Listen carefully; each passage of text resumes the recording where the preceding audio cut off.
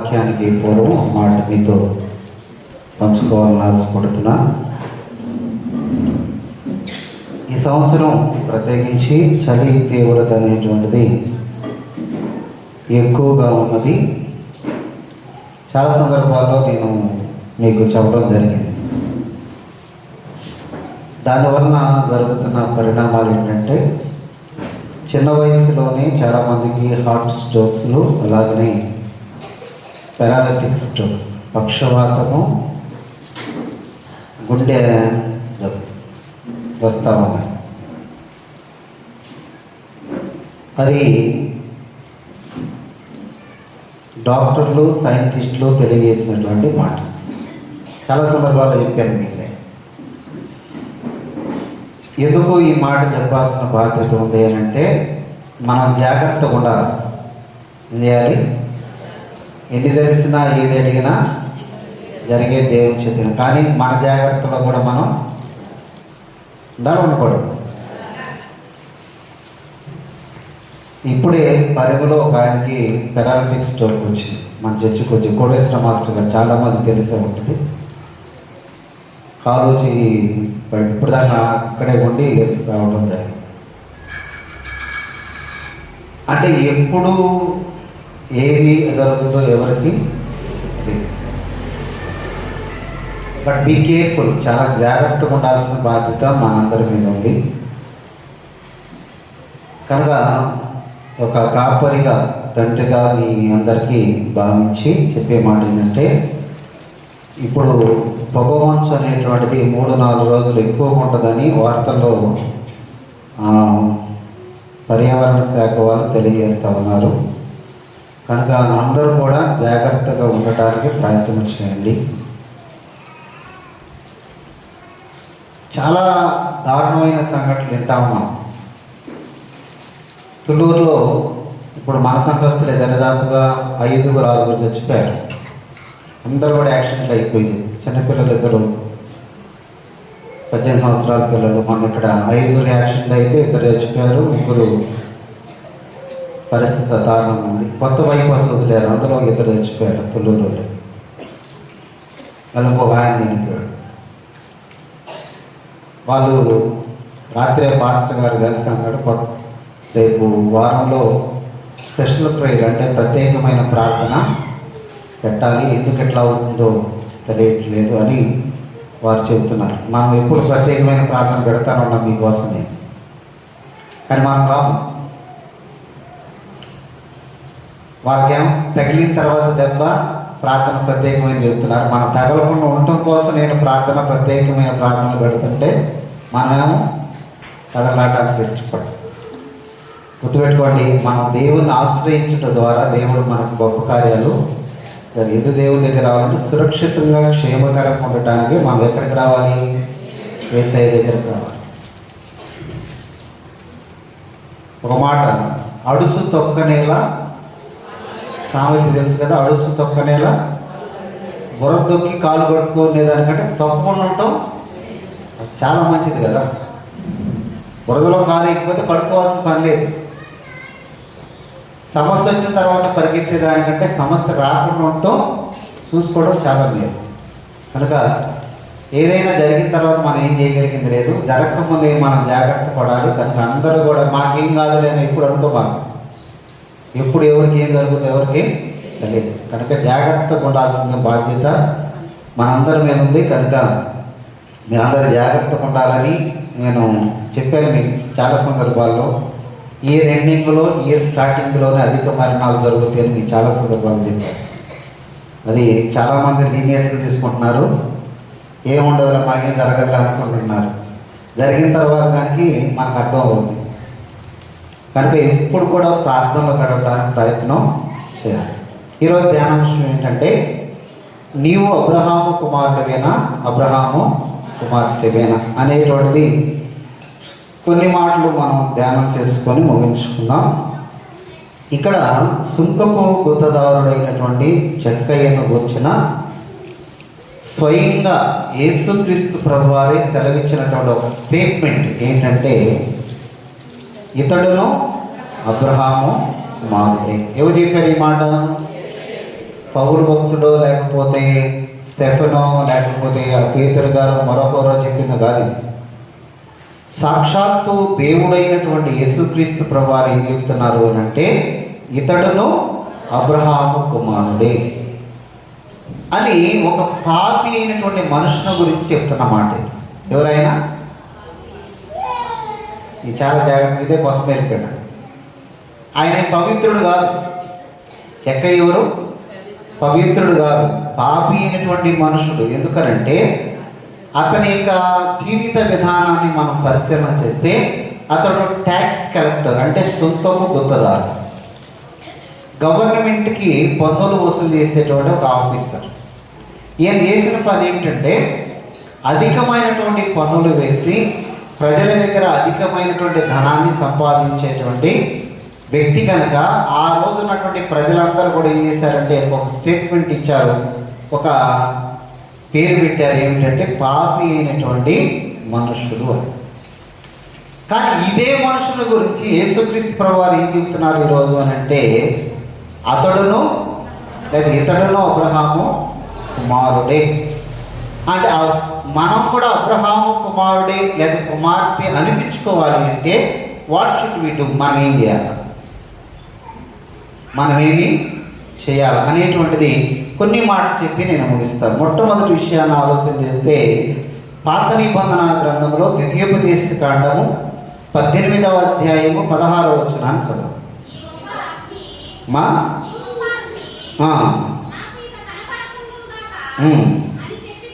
అని చెప్పి తిని ఆ సమయం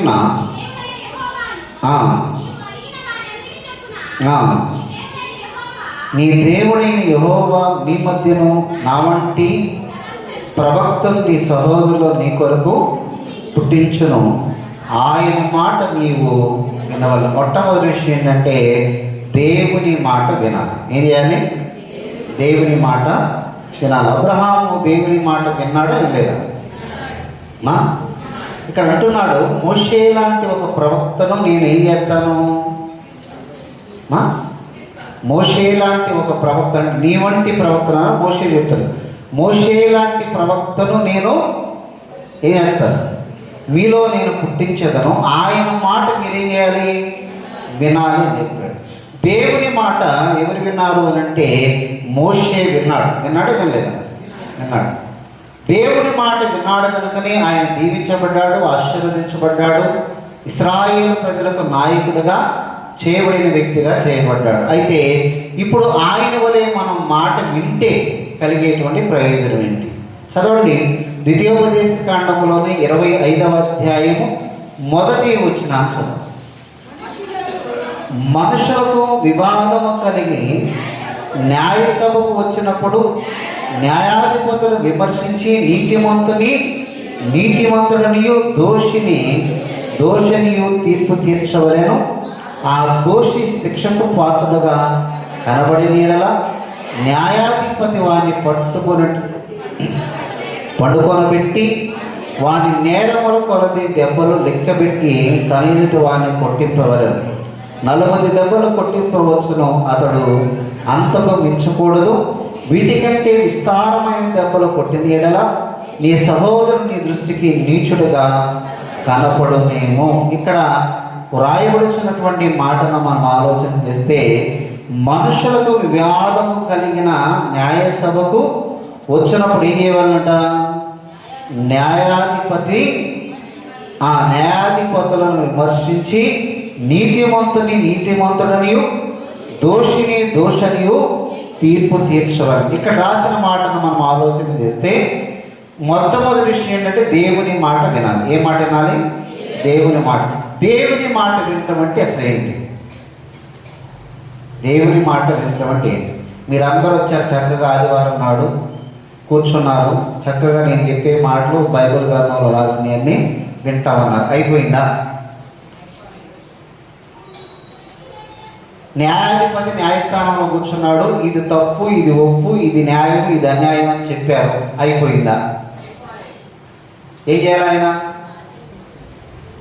వింటమంటే ఏంటి? టీచర్ గారు ఉన్నారు కదా ఇక్కడ స్కూల్లో ఏం చెప్తారు?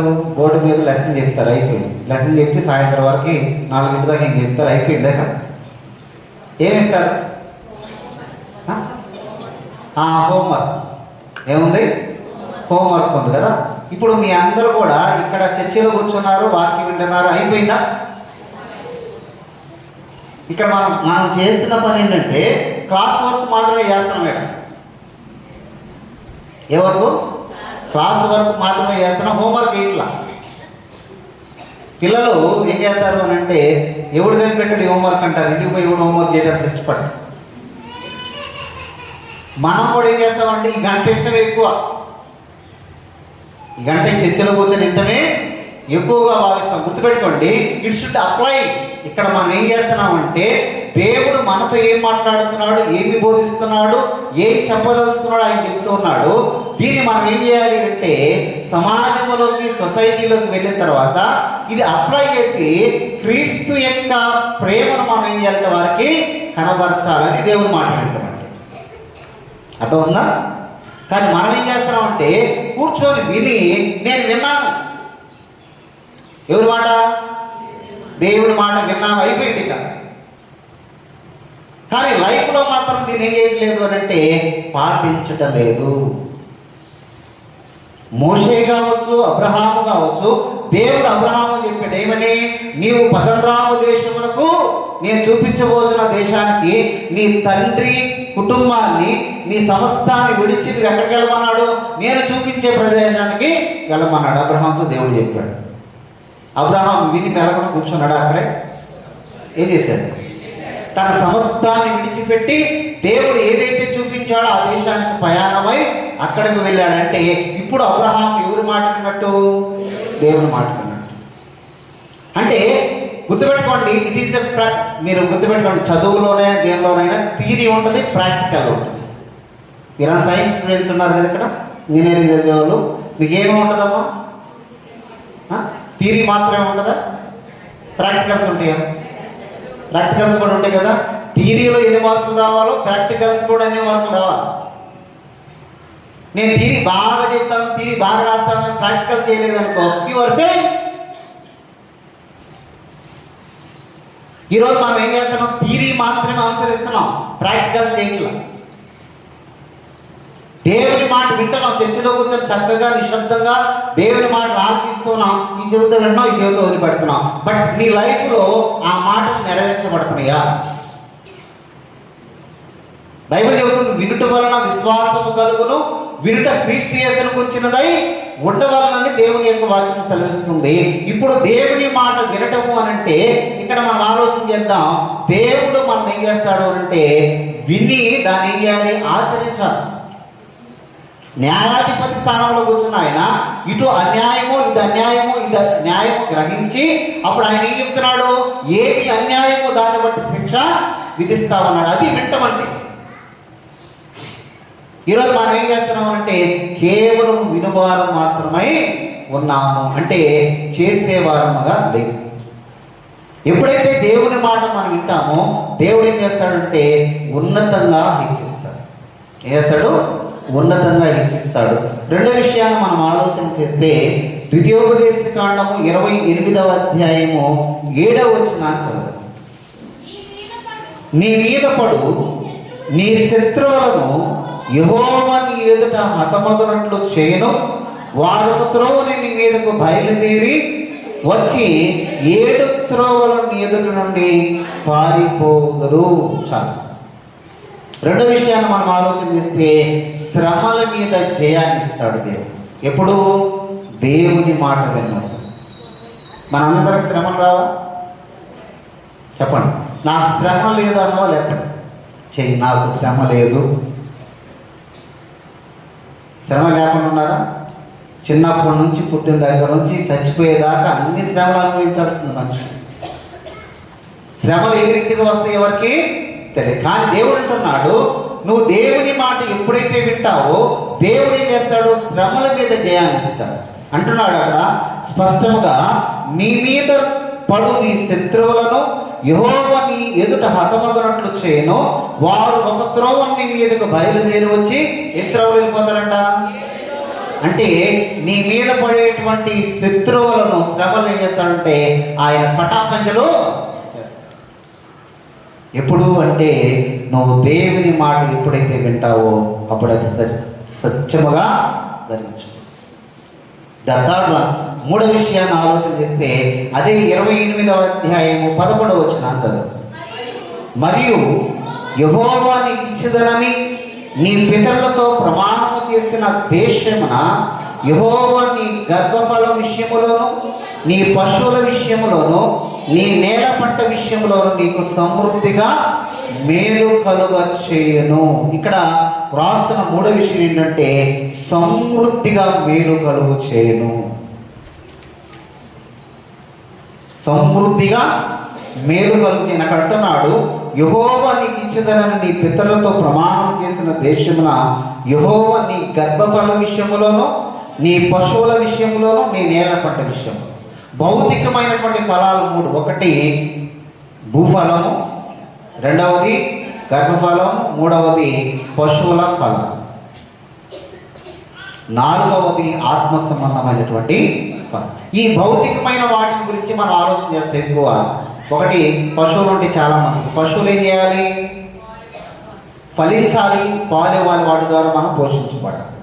రెండవది పంట విషయంలో మనందరం కూడా సొంత పొలాలు వేసుకుంటాం, లేదా కౌలు పొలాలు వేసుకుంటాం, లేదంటే పంటల పొలాల్లో పనిచేసుకోవడానికి వెళ్తాం.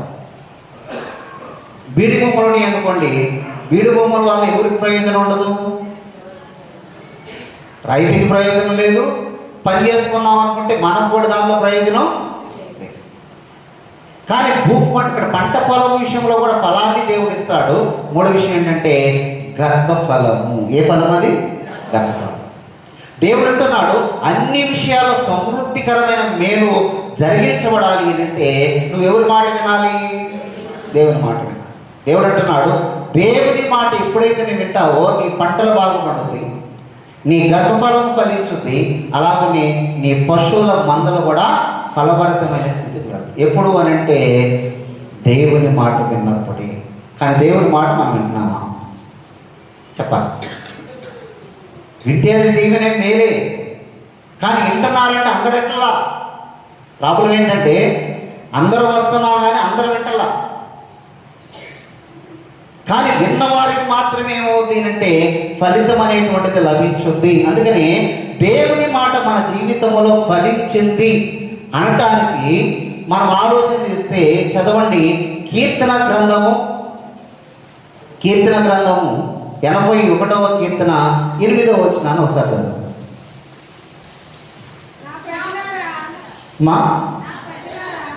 సరిగ్గా చదవండి. ఆలకింపుడి. అయ్యో ఇశ్రాయేలు, నీవు నా మాట విని ఎడల ఎంత మేలు.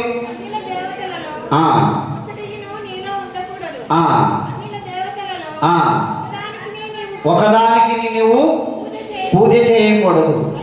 ఐగుప్త్యుల దేశములో నేను అర్పించిన నీ దేవుడైన యెహోవాను నేనే, నీ నోరు బాగుగా తిరుము, నేను దానిని నింపెను అన్నాడు. ఇక్కడ రాసిన మాటను మనం ఆలోచన చేస్తే, నా ప్రజలారా ఆలకింపుడి, నేను మీకు సంగతి తెలియచేయుదును. అయ్యో ఇశ్రాయేలు. అయ్యో అని ఎప్పుడు అంటారు చెప్పండి? విన్నప్పుడు. వినలేదు అన్నప్పుడు, ఎప్పుడైతే వింటలేదో అయ్యో అయ్యో సుధాకర నా మాట వింటే ఎంత మేలు అన్నాడు అనుకో దేవుడు. అయిపోయినట్టు నా పరిస్థితి, చరిత్ర అయిపోయింది. అయ్యో అనే మాట ఎప్పుడు అనకూడదు దేవుడు. నా కుమారుడు, నా కుమార్తె అనేటువంటి సంభాషణ మాత్రమే దేవుని నోట రావాలి. కానీ ఇశ్రాయేలు గురించి అంటున్నాడు, అయ్యో ఇశ్రాయేలు, నీవు నా మాట వినిన ఎడలా ఎంత మేలు. అంటే వినలేదని అక్కడ అర్థం. వింటే అయ్యో అనాల్సిన పని లేదు ఇక్కడ.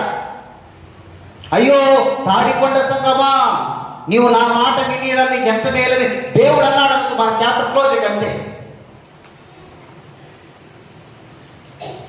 నువ్వు నిజంగా దేవుని మాట విన్నావు. దేవుని మాట వింటామంటే కూర్చొని నా మాట వినిపోవడం కాదండి, నీ జీవితంలో అది ప్రదర్శించబడాలి.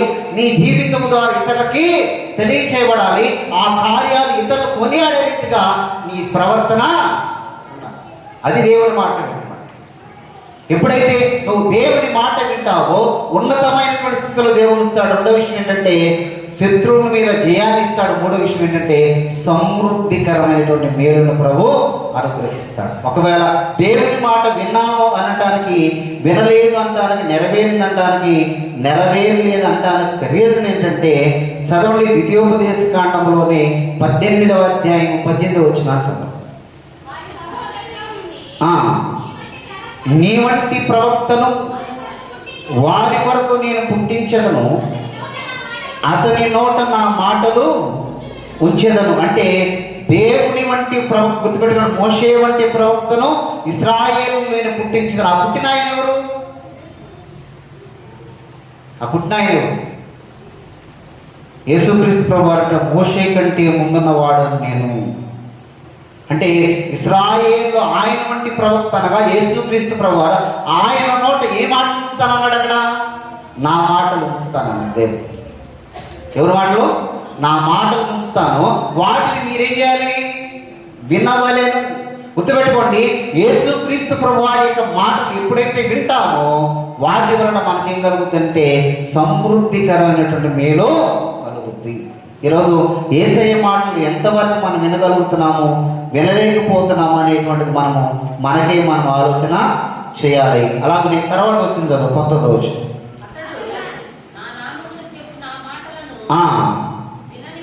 వినని వాణిని అతని గురించి విచారణ చేసేదను.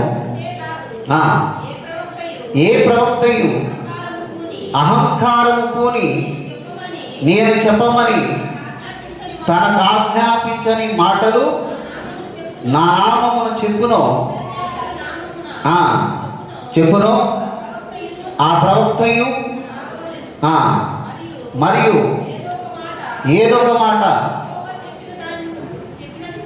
చెప్పినది కాదని మేమెట్లు తెలుసుకోనవలనని మీరు అనుకొని నీడల ప్రవక్త యెహోవా నామమున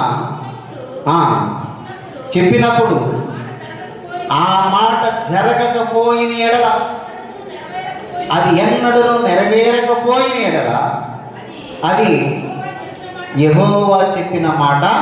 మీరందరూ ఒక చిన్న డౌట్ రావచ్చు, మీ అందరికీ వచ్చింది డౌట్. ఇది దేవుడు చెప్పిన మాటేనా? ఎవరు చెప్పిన మాట? దేవుడు చెప్పిన మాటేనా అంటే ఈరోజు చాలా మంది చెప్తారు, సేవకులు, బోధకులు, నాలాంటి పాస్టర్ గారు అందరూ చెప్తారు, ఇదిగో నేను ఈ మాట చెప్తున్నా జరుగుతుందో అంటే ఇది దేవుడు చెప్పిందా కాదు? మనకంటే తెలుస్తుంది. దేవుడు అంటున్నాడు క్లియర్గా, ఇది నెరవేరినప్పుడు అది ఖచ్చితంగా నేను చెప్పింది. ఒకవేళ నెరవేరకపోయిన ఎడల అది ఎన్నటికి నేను చెప్పింది కాదు. ఎందుకు ఆ మాట ఆయన చెప్పాడు అని అంటే, ఆకాశము గతించును, పంచభూతముల మహావేంద్రముతో లయమైపోవును, కానీ నా మాట అరసమైనను పుల్లైనను తప్పిపోదు. దేవుడి మాట తప్పిపోతా జరుగుతా? మరి దేవుడి మాట దేవుడిస్తే ఆయన ఖచ్చితంగా నెరవేరుస్తాడు. నెరవేర్చేటువంటి దేవుడే మన దేవుడు. అందుకని నేను ఉన్నవాడును, అనువాడును, జరిగించేవాడును నేనే. పూర్వ మాట అంటేనే కాదు దేవుడు, ఆ మాటను నెరవేర్చేవాడు కూడా ఆయనే. కనుక ఆయన మాట నేడు నువ్వు విన్న ఎడల నీకేం కలుగుతుందంటే సమృద్ధికరమైనటువంటి మేలు కలుగుతుంది. ఎందుకు దేవుడు మాట వినాలంటే మేలుకరమైన జీవితం. గుర్తుపెట్టుకోండి, మన పంట పొలాలు దీవించబడాలన్నా, సమృద్ధికరమైనటువంటి పంటను మనం అనుభవించాలంటే ఎవరి మాట వినాలి? మనం దేవుడి మాట వినాలి. మన గర్భఫలము దీవించబడాలి అంటే ఎవరి మాట వినాలి? దేవుడి మాట వినాలి. మన పశువులు దీవించబడాలంటే దేవుడి మాట. గుర్తుపెట్టుకోండి, దేవుని ఆజ్ఞను పాటించిన వారి జీవితంలో అనట వారి కుటుంబంలోనే కాదు పశువుల మందలో కూడా ఏముందంటే గొడ్డుపోతాను ఉండదంట. ఈ చాలామంది పశువులు కూడా అన్ని ఏంటి పిల్లలు అంటే అనుభవం, అక్కడ పశువులు కూడా వేరే ఏం చెప్పొద్దు. దేవుడు అంటున్నాడు, దేవుని ఆజ్ఞను పాటించినటువంటి గృహములో వారి కుటుంబంలోనే కాదు వారి పశువుల మందలో కూడా ఏముండదు, గొడ్డుపోతాను ఉండదు. అంటే ఉన్నతమైనటువంటి ఫలాలను ఫలదీకరణమైనటువంటి పరిస్థితిని ఎవరు కలుగు చేస్తారు అని అంటే దేవుడే కలుగు చేస్తాడు. ఎప్పుడు ఇది? ఆయన మాట వినకుండా పెడచెవులు పెట్టి ఇష్టానుసారంగా జీవిస్తే కాదండి. దేవుని మాట ఎప్పుడైతే మనం వింటామో అక్కడ సమృద్ధికరమైనటువంటి మేలు జరిగించబడుతుంది. అలాగని 28వ అధ్యాయం 12వ వచనం చదవండి. ద్వితీయోపదేశ కాండంలో యెహోవా వర్షము దాని కాలమందు కురిపించుటకును ఆశీర్వదించుటకును ఆకాశము తన మంచి ధననిధిని తెరచును. నీవు అనేక జనముకు అప్పించదువు కానీ అప్పు చేయవు. దేవుడు అంటున్నాడు, అనేకులకు నువ్వేం చేస్తావు అంటే నీ చెయ్యి ఎప్పుడు చెప్పాలి. చెయ్యి ఇచ్చేదిగా అప్పిస్తావే కానీ అప్పు. గుర్తుపెట్టుకోండి, పై కొట్టడానికి కింద కొట్టడానికి చాలా వ్యత్యాసం ఉందండి. చెయ్యి పై కొట్టడానికి చెయ్యి కింద కొట్టడానికి చాలా వ్యత్యాసం. దీనేమో చెయ్యి ఎట్లా ఉందనంటే ఈ చెయ్యి ఎట్లా అయిందని ఉల్టా అయిపోయినట్టు. ఎట్లా ఉంటే దేవుడు అంటున్నాడు, నువ్వు దేవుని మాట వినినప్పుడు నువ్వు అనేకులకు అప్పించిదివేగా అప్పు చేయి. కర్మకాలకు మనం అప్పు చేసిన అప్పు తీర్చగలిగిన కెపాసిటీ ఇవ్వగలిగిన కూడా ఎవరు తెలుసా? దేవుడే. నీకు చిన్న మాట చెప్తాను, నీకు చెప్పాను లేదు నాకు గుర్తులేదు కానీ, నేను ఒక ఊళ్ళో పనిచేసినప్పుడు ఒక ఆమె అప్పు తెచ్చుకుంది. ఏం తెచ్చుకుంది తెలుసా? వడ్డీకి అప్పు తెచ్చుకొని అందులో నుంచి దశమ భాగం ఇచ్చింది నాకు. అందులో నుంచి దశమ భాగం ఇస్తే నేను అన్నాను, ఈ డబ్బులు ఏడాది నీకు ఏడ నుంచి వచ్చి నేను అడిగింది. అయ్యారు కొంచెం అవసరం ఉంది, అవసరం కోసం నేను అప్పు తెచ్చుకున్నాను పలానా రైతు దగ్గర అని చెప్తే, నేను ఈ డబ్బులు నా కోసం నేను తీసుకెళ్ళిపోవాను. నీ కష్టపడిన దాంట్లో దేవుడు ఏమన్నాడు తప్ప అప్పులు చేసిన దాంట్లో దేవుడు ఏమని ఆడ రాయలేదు. నాకు ఈ డబ్బులు అవసరం లేదంటే ఆమె అంత ఒక మాట, ఈ అప్పు తీర్చాలన్న శక్తినిచ్చేవాడు ఎవరు? ఆరోగ్యాన్ని ఇచ్చే దేవుడే కదా, తీసుకోమని. నేను ఆ ఒక్క మాటకి నేను తీసుకున్నా డబ్బులు. మన కష్టపడిన దాంట్లోనే దేవుడు డబ్బులు ఇచ్చేవాళ్ళు లేరేడా నాకు తెలుసు. అప్పు చేసిన డబ్బులు ఇస్తారంటే కదా. అవన్న మాట ఏం తెలుసా? ఈ అప్పు తీర్చాలంటే శక్తిని ఇచ్చాల్సింది, ఆరోగ్యాన్ని ఇవ్వాల్సింది, బలం ఇవ్వాల్సింది కూడా ఎవరు? ఆ దేవుడే. దేవుడు అంటున్నాడు, అప్పు చేయి ఒకవేళ చేసిన ఆ అప్పు తీర్చగలిగిన స్థితిని కలుగు చేయగలిగిన వాడు ఎవరంటే దేవుడు. ఎప్పుడు అనంటే నువ్వు దేవుని మాట. నీకు తెలుసో లేదో ఒక చిన్న మాట చెప్తాను మీకు. మన ముస్లిం సహోదరులు ఉంటారు కదా, వాళ్ళు హత్యాస్త్రం చేస్తారు, పవిత్ర భూమికి వెళ్తారు. వాళ్ళకు ఒక నియమం ఉంటుంది. ఏంటో తెలుసా? అప్పు ఎవరికి రుణపడి ఆ పరిశుద్ధ స్థలాన్ని పోకూడదంట. వాళ్ళకు ఒక నియమం ఏంటో తెలుసా? ఎప్పుడు ఎవరికైనా బాకీ ఉండి అప్పు చేసి అప్పు తీర్చకుండా ఎవరు దానికి వెళ్ళకూడదు, హత్యాత్రకి వెళ్ళకూడదు.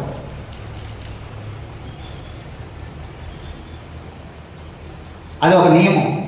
ఇప్పుడు మనం అప్పులు చేసి అందరం ముంచేసి పరలోకి పోతామంటే, సరే పవిత్ర భూమికే పోకూడదంటే అసలు పరలోకం పోవచ్చా? గుర్తుపెట్టుకోండి, నీకు మాట చెప్తాను ఎప్పుడైతే గుర్తుపెట్టుకోండి, నువ్వు దేవుని నిజంగా నమ్మి దేవుని మాట ప్రకారం ఉంటే నువ్వు ఎప్పుడు రుణస్తుడిగా ఉండవు. రుణాలు ఇచ్చేవాడు కంటే ఇచ్చేవాడుగా దేవుడు. ఎప్పుడు సమృద్ధి, ఎప్పుడు ఆశీర్వాదం, ఎప్పుడు అభివృద్ధి తప్ప అక్కడ కొరత కొరవ ఏమీ ఉండదండి. ఎప్పుడు అంటే దేవుని మాట నువ్వు. అందుకని ఎవరి మాట వినాలి? దేవుని మాట వినాలి. రెండో విషయము, మనం అబ్రహాము కుమార్తెగా ఉండాలి అంటే రెండో విషయం ఏంటంటే దేవునికి లోబడాలి. ఎఫెసీయులకు రాసిన పత్రిక 5వ అధ్యాయం 22వ వచనం చదువు.